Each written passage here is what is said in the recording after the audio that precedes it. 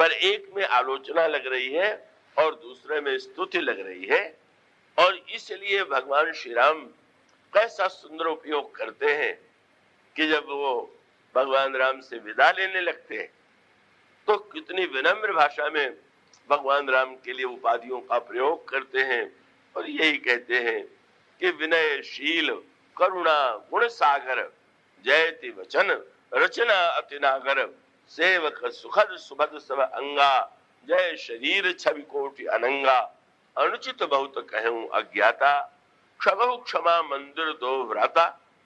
और उसका अर्थ ये है कि भगवान श्री राम जानते हैं कि ऐसे महापुरुषों के जीवन में उनको सम्मान पूर्वक ही केवल स्मरण दिलाने की आवश्यकता है, उनसे युद्ध करना ये कोई नीति का सदुपयोग नहीं।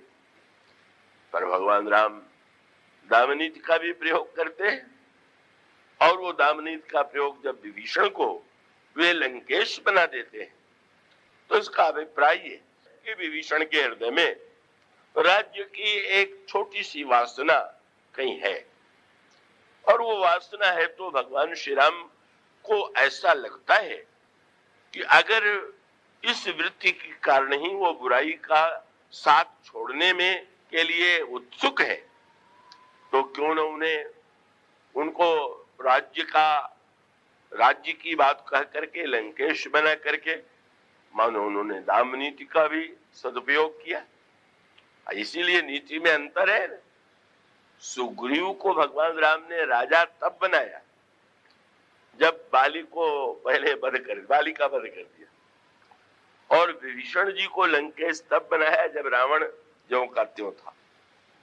अंतर क्यों? भगवान राम जानते हैं कि बाली और सुग्रीव के संदर्भ में सुग्रीव की मुख्य चिंता यह है कि वो बाली से संत्रस्त हैं, किसी प्रकार से उनको बाली से मुक्ति मिले। इसलिए भगवान उनको आश्वासन दे देते हैं, तुम चिंता मत करो, मारी हो एक ही सुन सुग्रीव में मारी हो बाली एक ही बाण। पर विभीषण जो है वो लंका के रहस्यों को जानते हैं, इसलिए प्रारंभ में ही भगवान श्री राम जब उन्हें लंकेश कह करके पुकारते हैं तो मानो उनके लोभ की उस वृत्ति को भगवान स्वीकार करते। पर अगर वो क्षुद्र राजनीति की दृष्टि होती तो भेद लेने के बाद रावण का वध करने के बाद विभीषण को एक और फेंक देते, कह देते कि चलो चलो भगवान श्री राम ने जो वचन दिया उसे अंत तक पूरा किया। और भगवान राम का तात्पर्य है कि जिनके जीवन में कुछ इच्छाएं हैं, लोभ है और वो अच्छे लोभ के द्वारा बुरा कार्य भी व्यक्त कर सकता है, लोभ के द्वारा व्यक्ति अच्छा भी कार्य कर सकता है। तो अगर लोभ के द्वारा कोई बुरा कार्य करता है और उसको रोकना चाहे तो उसका बढ़िया उपाय यही है कि उसको अच्छे कार्य के लिए लोभ दिया जाए। ये दाम नीति का सदुपयोग है। और भगवान राम जब रावण को दंड देते हैं, कुंभकर्ण को दंड देते हैं, मेघनाद को दंड देते हैं और यहाँ तक कि शूर्पणखा को भी एक सीमा तक दंड देते हैं, तो भगवान राम भी यह स्वीकार करते हैं कि कुछ लोग किसी तरह से उन्हें संतुष्ट नहीं किया जा सकता है, उनके लिए तो व्यक्ति को अंत में दंड का ही प्रयोग करना पड़ेगा। और भेद नीति का प्रयोग भी प्रभु ने बड़ी चतुराई पूर्ण पद्धति से किया।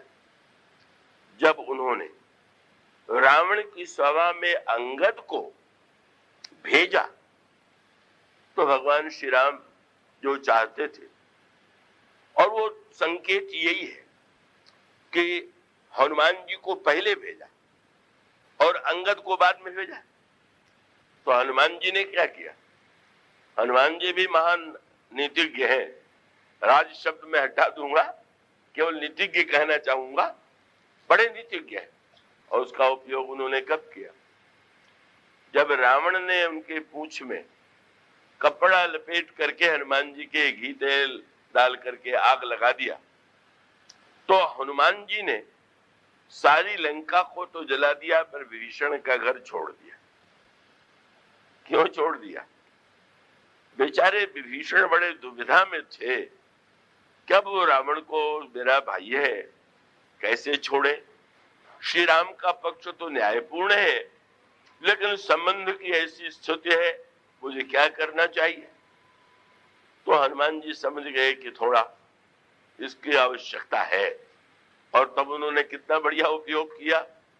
सारी लंका जलने के बाद जब दूतों ने आके सूचना दिया कि विभीषण का घर छोड़ करके सारी लंका जल गई, तो हनुमान जी जो चाहते थे वो हो गया।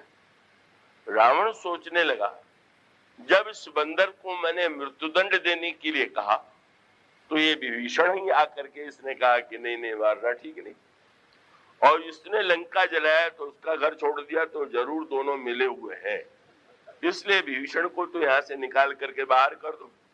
लात मार के निकाल दिया तो हनुमान जी प्रसन्न हो गए।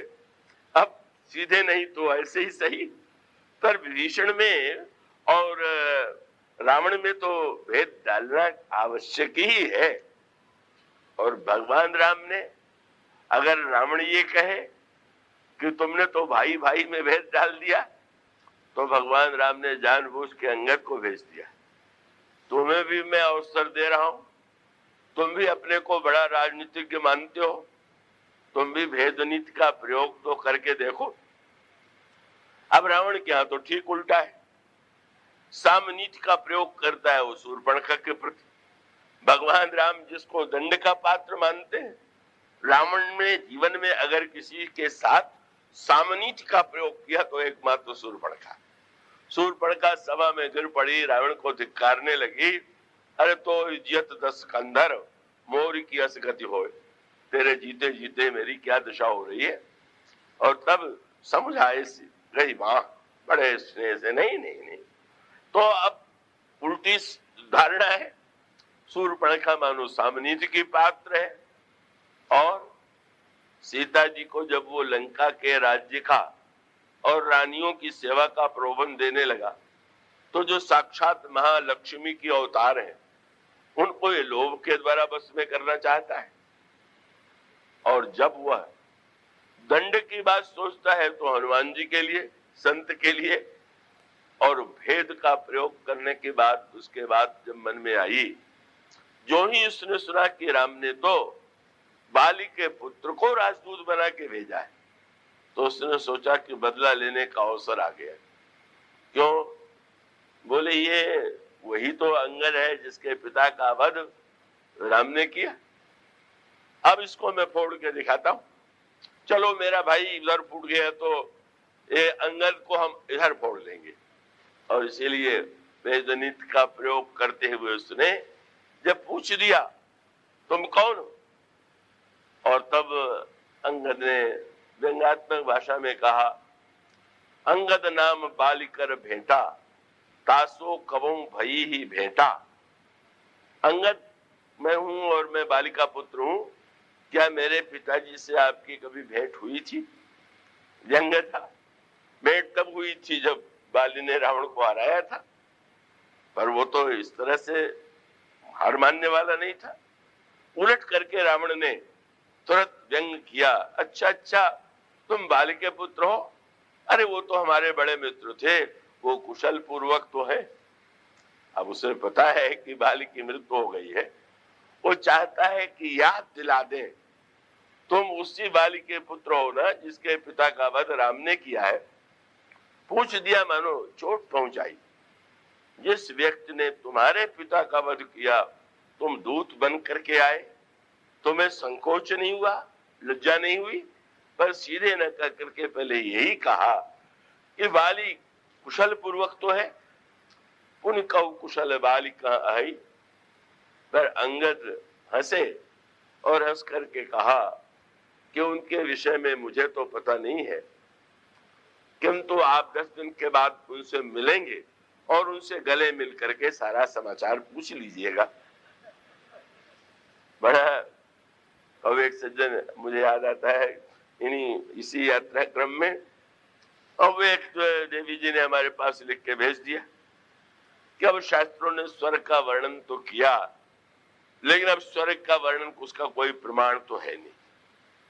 तो मैंने कहा कि भाई आप तो जैसे कहीं की यात्रा के विषय में दिल्ली का कोई वर्णन करे और वो दिल्ली गया हुआ है, तो या तो उसको प्रमाण मान ले, और उसे प्रमाण न माने तो जाके देख लें। तो मैंने कहा अब स्वर्ग के विषय में संदेह निकालने का तो दो ही उपाय है, या तो ऋषियों की बात मान लीजिए या स्वयं आप कष्ट करें। और उसका अभिप्राय ये है कि भाई कब वही अंगद ने कह दिया मुझसे क्या कुशल पूछ रहे हो, दिन 10 गए बाली पह जाई। और तब रावण ने कहा इतना निर्लज्ज। और तब अंगद ने बड़ी गंभीरता से कहा अगर राम को मैं व्यक्ति मानता हूं तो मुझे उत्तेजित करने की कोई आवश्यकता नहीं, पर मैं जानता हूं श्री राम तो साक्षात ईश्वर है, अंतर्यामी है, और तुम जिस भेद नीति का प्रयोग मुझ पर करना चाहते हो सुन सठ भेद होई मन ताके, और ज्ञान विराग श्री रघुवीर हृदय नहीं जाके। श्री राम अगर हृदय में न हो तो मैं भेद मानता, हमारे श्री राम तो ईश्वर है।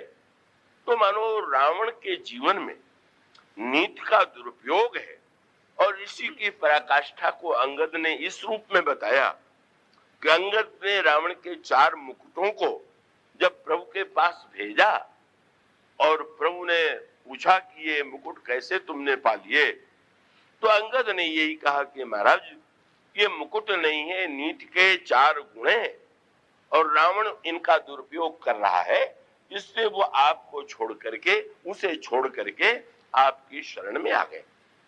केवल कहने का तात्पर्य है नीति को बहुत ही गंभीरता से जो व्यक्ति व्यवहार में नीति का प्रयोग नहीं करता, हृदय में रखिए प्रीति और व्यवहार में रखिए नीति। अगर व्यवहार में प्रीति आ गई और हृदय में नीति आ गई, ऐसा भी होता। रावण के वाणी में तो प्रीति दिखाई देती थी और हृदय में नीति थी।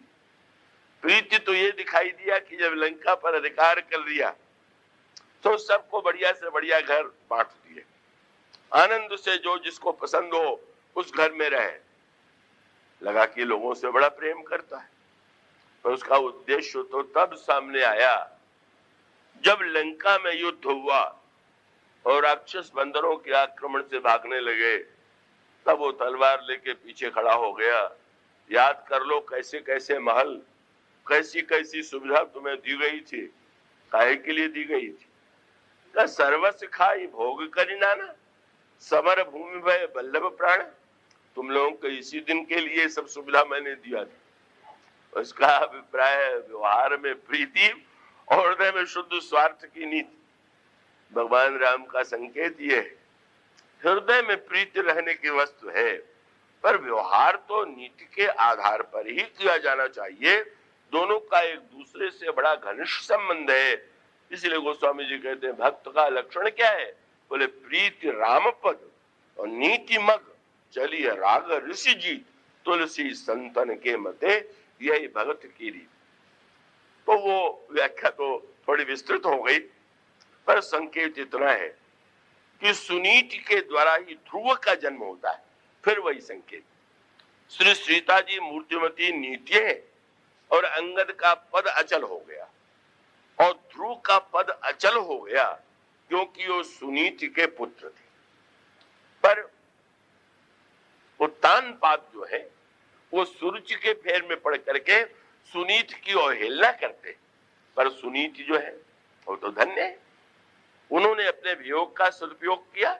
वो राजा से जाकर के लड़ने ही गई और उन्होंने बड़े प्रेम से कहा कि पुत्र तुम्हारी माँ ने जो कुछ कहा है वो व्यवहार की दृष्टि से तो ठीक ही है, किंतु यदि तुम चाहते हो तो तुम्हें तो ईश्वर को पाकर के ही वह पद प्राप्त होगा जो इस तुम्हारे पिता के पद की अपेक्षा अधिक महत्व का है। और सचमुच ध्रुव ने मां के आदेश को सिरोधारी किया, वन में गए, ईश्वर को उन्होंने प्राप्त किया 5 वर्ष की अवस्था में, और वो उनकी कामना ही नहीं पूर्ण हुई। वो ध्रुव के रूप में आकाश में सर्वदा विद्यमान रहने का आशीर्वाद उन्हें प्राप्त हो गया। तो मानो एक क्रम है, अगर हमारे जीवन में कामना है तो कामना की पूर्ति के लिए तो संसार में लोग सब कुछ कर ही रहे हैं। पर कामना की पूर्ति को अगर हम भगवान से जोड़ सकें तो हम कामना की पूर्ति पा करके धन्य हो जाते हैं। एक परंपरा मनु के वंश में ध्रुव की है, तो दूसरी परंपरा भगवान कपिल की है। कपिल महाराज जो है वो महानतम त्यागी है, निवृत्ति परायण है। वो तो जन्म लेते ही माँ को उन्होंने उपदेश दिया और स्वयं भी चले गए और माँ के जीवन में भी वैराग्य की उन्होंने सृष्टि कर दिया। तो मानो जीवन की ये दो परंपराएं हैं और वो दो परंपराएं हैं। कुछ लोग ये मानते हैं कि कामना की पूर्ति में सुख है और कुछ लोग की मान्यता यह है कि कामना के त्याग में सुख है। और दोनों पक्ष का अगर ये कह भी दिया जाए कि कामना के त्याग में सुख है तो व्यक्ति तो उसे छोड़ नहीं पाता। इसलिए मानो ये कहा गया कि अगर कामना के त्याग में सुख का पथ जानना हो तो भगवान कपिल के आदर्श का अनुगमन कीजिए और कामना की पूर्ति में अगर सुख का अनुभव करना हो तो ध्रुव के मार्ग का अनुगमन कीजिए। इस प्रकार से मनु की परंपरा में एक और कन्या पक्ष और दूसरी ओर पुत्र पक्ष, एक और कामना पूर्ति और दूसरी ओर त्याग। पर मनु ने अपने जीवन को धन्य बनाया और धन्य बनाया मानो एक और भगवान मनु के द्वारा संसार में आए और मनु के द्वारा भगवान वह संसार में आए। कपिल का जो आदर्श है वो गृहस्थों के लिए, संसार के व्यक्तियों के लिए उपयोगी नहीं। ध्रुव का जो आदर्श है वो त्यागियों के लिए, निष्काम लोगों के लिए उपयोगी नहीं।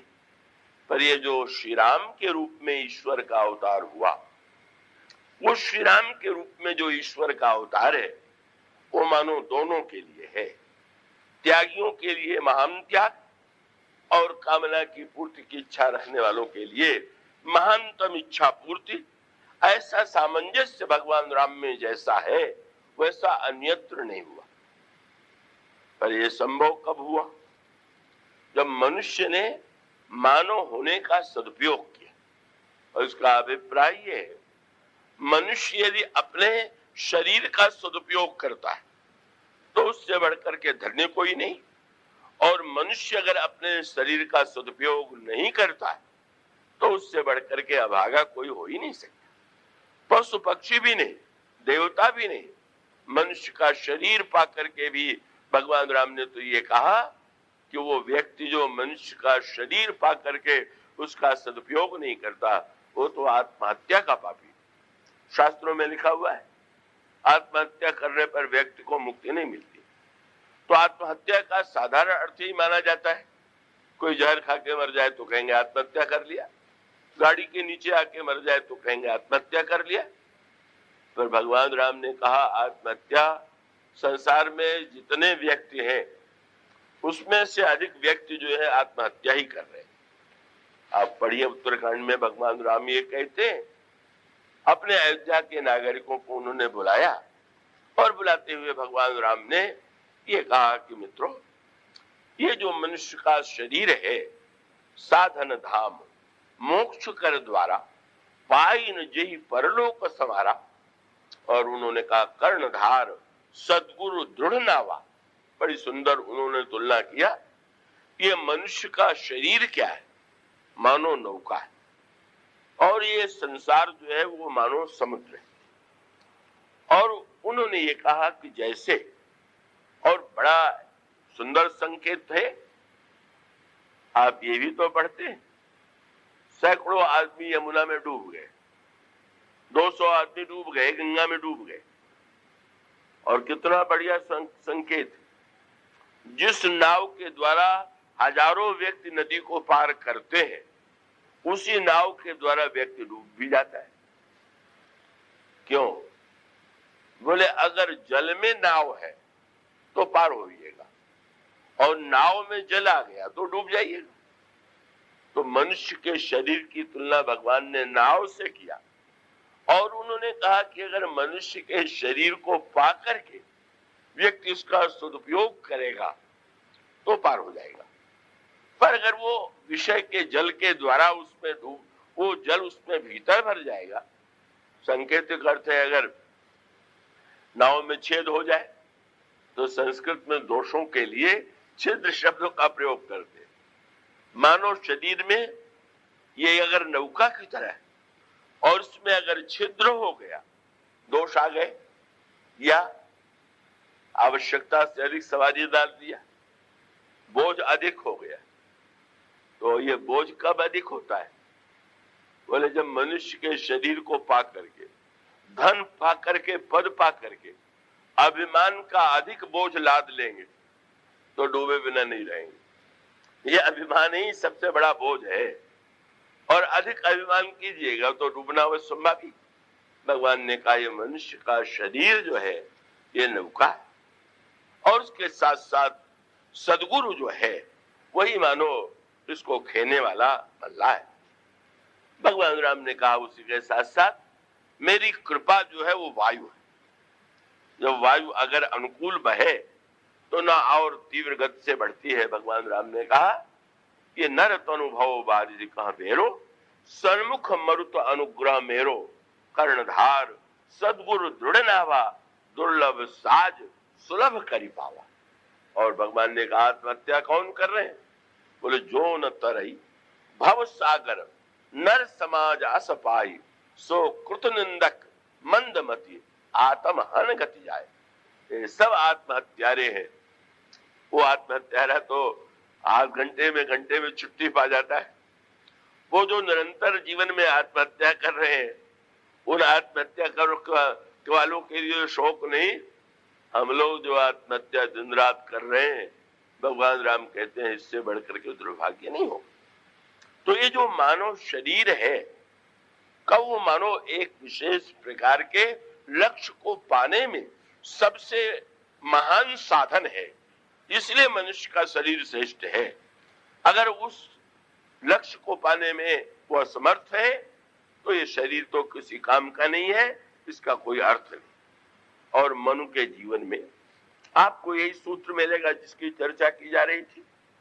भगवान ने हमें और आपको जो शरीर दिया है, सदगुरु का बड़ा महत्व है, पर सदगुरु लोगों को लगता है कि मिलना बड़ा कठिन है।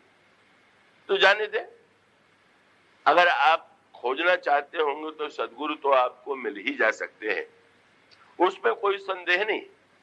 पर जाने दे, पर एक जो सदगुरु है वो तो हमारे आपके साथ, और वो कौन है?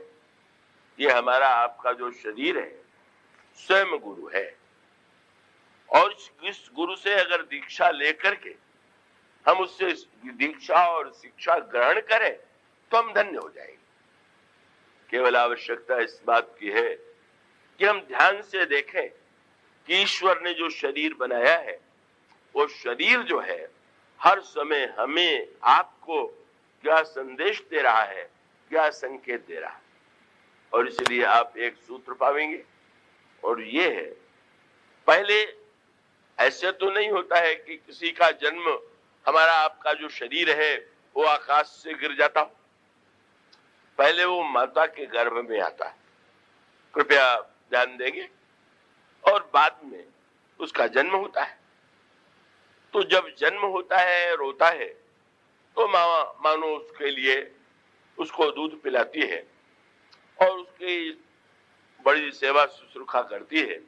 माता पिता के द्वारा वो बहुत आगे चल करके का उसका स्वास्थ्य, उसकी शिक्षा की वृद्धि होती। किंतु अगर आप विवेकी हैं तो शरीर ये कहता है, जिन्होंने जन्म देने के बाद हमारी रक्षा किया, जितना हमारे प्रति किया, हमारा उनके प्रति तो कर्तव्य है ही, माता के प्रति, पिता के प्रति। किंतु याद कीजिए, गर्भ में मां के पास वो क्षमता नहीं है कि वो रक्षा कर सके। और मानो भक्ति का तो पहला उपदेश यही, हमारा आपका जीवन पुरुषार्थ से प्रारंभ नहीं होता है, कृपा से प्रारंभ होता है। अगर बालक गर्भ में जीवित है तो भगवान की कृपा से जीवित है, अपनी योग्यता, अपने पुरुषार्थ, अपने कर्म के द्वारा तो जीवित नहीं। और इसलिए जब भक्तों ने याद दिलाया तो यही कहा, याद कीजिए, रहीम का वो दोहा आपने संभवतः सुना होगा, जिसमें रहीम कहते हैं, अरे जीवन में विपत्ति तो आती है, संपत्ति आती है, संकट आता है, पर वो कहते हैं कि व्यर्थ रो मत। क्यों? बोले रन बन बैरी विपत्ति में रहीमन मरियन रोए। क्यों? कैसे न रोए? बोले जो रक्षक जननी जठर सो प्रभु गए के सोए। याद करो, आपने देखा गर्भ में कोई बालक कभी नहीं रोता और निकलते ही रोने लगता है। कैसा विचित्र व्यंग है। उसको रोना तो चाहिए जहां इतने कठिनाई में है, कभी इसकी लुलाई नहीं सुनाई देती, और बाहर निकलते ही रोता है। तो पुराणों ने तो ये कहा कि जब वो बालक गर्भ में होता है तो उसको पूर्व पूर्व जन्मों की याद आती है, और तब वो भगवान से प्रार्थना करता है, अब आप ही रक्षक हैं। जब इससे निकलेंगे तो आपका ही स्मरण करेंगे। और जब जन्म हो जाता है तो जन्म होते ही समझ जाता है कि अब वो सब तो पुरानी बात हो गई, अब तो यहीं का चक्कर काटना है। वो स्वामी जी ने कह दिया, भूमि परत भा ढाबर पानी और जिम जीव ही माया लपटा दी। और इसका अर्थ है जन्म से नहीं, जीवन का श्री गणेश अगर हम गर्व से करें तो भगवान की कृपा। और कैसा माँ के स्तनों में दूध की जो सृष्टि कर दे, वो कितना कृपा में होगा कि वो अपनी कृपा से ही वो जन्म लेने के बाद भी माँ उसको जो देती है, जो दुग्ध देती है, वह भी उसे ईश्वर की कृपा से ही मिला हुआ है। मानो प्रत्येक जो जीवन के साथ, शरीर रचना के साथ जो प्रक्रिया है, अगर उस पर हम दृष्टि डालें तो हमारे जीवन में माता पिता के प्रति तो कृतज्ञता आवेगी ही, उस ईश्वर के प्रति कृतज्ञता आए बिना नहीं रहेगी। और इसके बाद बालक जब आगे बढ़ता है तो उसकी स्मरण शक्ति तीव्र होती है। तो हमारा शरीर के द्वारा ईश्वर संकेत देता है, अगर स्मरण शक्ति मिली है तो आप शिक्षा में, ज्ञान में उसका सदुपयोग कीजिए। इसलिए ये भी संकेत मानो शरीर के द्वारा मिला। और जो जो आगे बढ़ेगा, स्मरण शक्ति कम होगी पर समझ बढ़ेगी। शरीर के साथ ईश्वर ने सब उचित मात्रा में उचित समय के लिए दिया। और इसके अभिप्राय ये है कि जरा बड़े होइए तो भूलना सीखिए।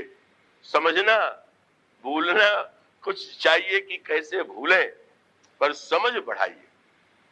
और युवावस्था में जब वो शरीर में कर्म करने की शक्ति देता है तो पुरुषार्थ कीजिए, समाज की और अपने परिवार की और समाज के लिए कर्म कीजिए।